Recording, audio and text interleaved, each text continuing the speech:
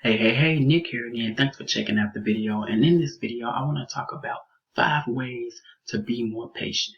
Now, the reason why I want to talk about being more patient and why it's important is because a lot of times we want something or anticipate on getting something, but we don't have the patience to wait on it.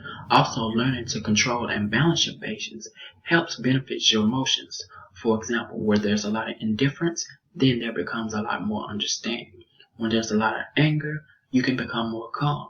Or if you're feeling sad for being impatient, you can learn how to be more happy by following the ways of how to be more patient, no matter how irritating that the situation might be that you find yourself to be. So with that being said, let's get into some of the ways or the examples that you can help to be more patient. Now, the first way to become patient is to stop doing things that are not important.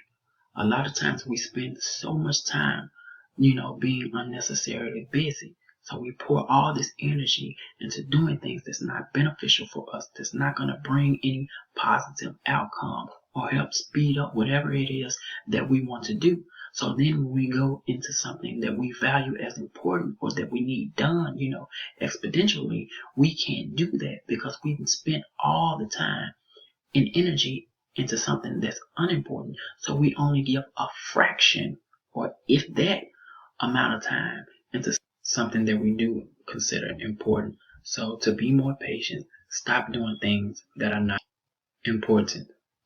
Another important way to be patient is to recognize what causes you to be impatient. Us as human beings, we generally overall have pet peeves that bother us, such as it can be somebody standing in line for a long period amount of time and you have people behind you and you kind of like cock to the side because you don't like people standing behind you for a long time. Or you could be somebody that's walking alongside a curb with a friend and one of your friends end up splitting the pole. Or if you're somebody like me who doesn't like it when people sneeze and they don't cover their mouths. Now, while all of these are not examples of being impatient, they are examples of triggers, small little things that causes us to be jittery. And when you're jittery, you're unable to relax. And if you're unable to relax, you are anxious. Therefore, if you are anxious, you, my friend, are impatient. So whatever the trigger is, it can be anything or it can happen anywhere. Whatever it is that causes you to be uneasy, recognize it because it is causing you to lack patience. Slowing down is another one, okay? Rushing and trying to get through things quickly is never a way to get things done properly. A lot of people want the fast, the quick results, things within the snap of a finger, but don't realize that things take time. It's important to know that it's a process of whatever it is that you might want to achieve or you're looking to do. And it's also important to know that nothing else is your competition but you. Slow and steady wins the race, okay? So when you think about ways to become more patient, slow down and think baby steps. Thinking before speaking would be another one. Also, thinking before being active. A lot of times we can speak too quickly just based off something we heard without having all the facts or just going off an assumption. We can also be too active by going in and rushing and making hastily decisions without thinking about the importance of the outcome. So in order to have a clear conscience of understanding why you speak, and in order to have a better understanding of why you're taking certain actions, it is important to practice to thinking before you speak, and it's also important to practice and understand why you're being active.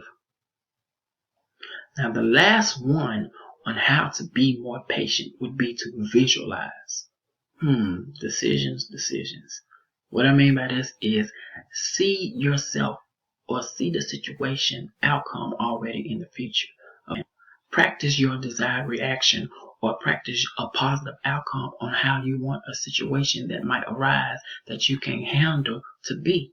It's important to know that all the decisions that you make today or the next day or from here on after affects your life in the long haul.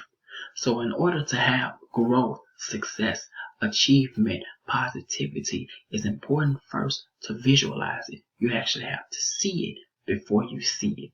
Okay? And when you see it before you see it, you believe it. So visualize when it comes to wanting to have more patience.